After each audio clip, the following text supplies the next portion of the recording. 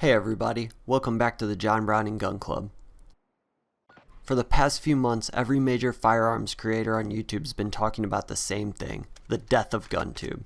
Views are falling, engagement is collapsing, channels that exploded during 2020 are suddenly struggling to break numbers they once considered routine. Every creator seems to have their own explanation.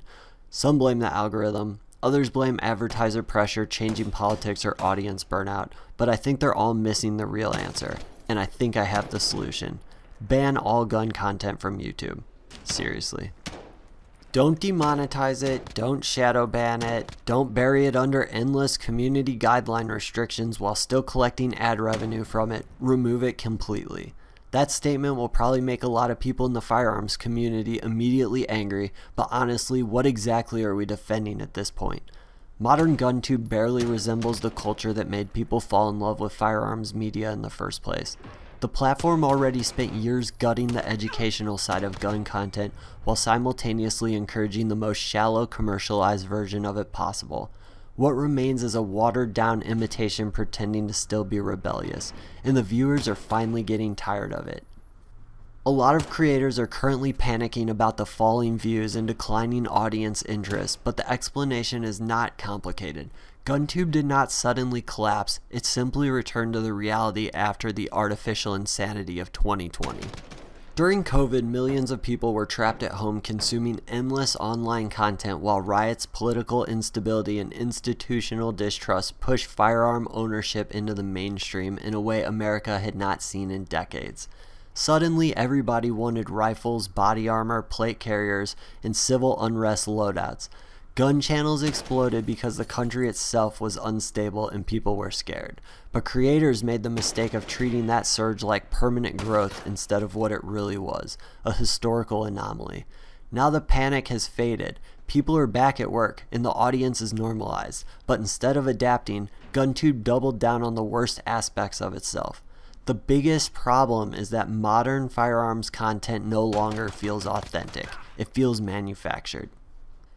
Every time a new rifle, optic, suppressor, or pistol drops, the exact same cycle happens. Companies send products out to dozens of creators under embargo agreements. Everybody uploads on the same day, and YouTube gets flooded with near identical thumbnails screaming about the newest game changer.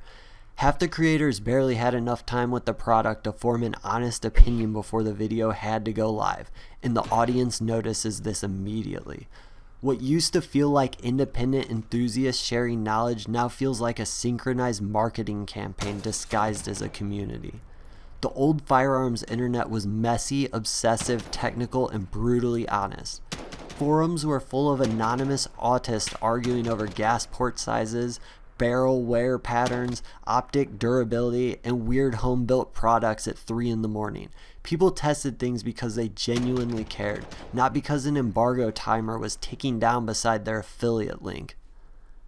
YouTube's policy already restricts what creators can actually demonstrate or discuss. The videos themselves become painfully repetitive. You can review the rifle, but you can't go too deep into the modifications. You can discuss equipment, but carefully avoid anything the algorithm might interpret as instructional. Even basic gunsmithing content gets treated like contraband.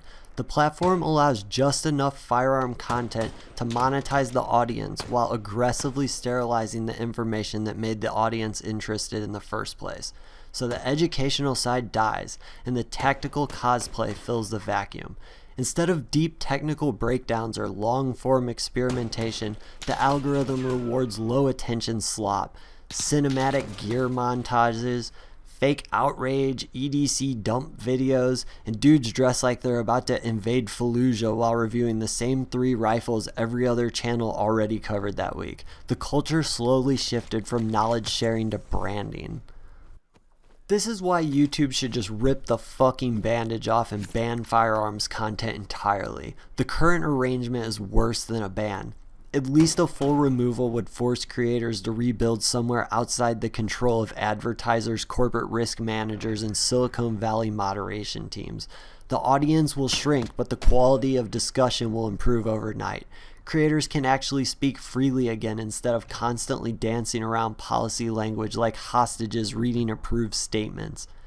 Guntube's real problem is not that people lost interest in guns, it's that the platform transformed a once genuine enthusiast culture into sanitized algorithm bait, designed to sell ad space and affiliate links while pretending to still be authentic.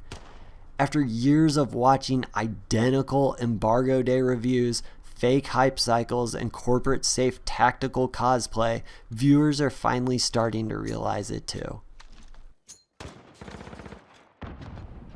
Thanks for watching my video, everybody. Right now, Guntube exists as a hollowed out corporate imitation of itself. Edgy enough to farm clicks, but sanitized enough to keep advertisers calm. Creators spend more time decoding policy updates than making worthwhile videos. Entire channels revolve around finding clever ways to avoid saying what they actually mean.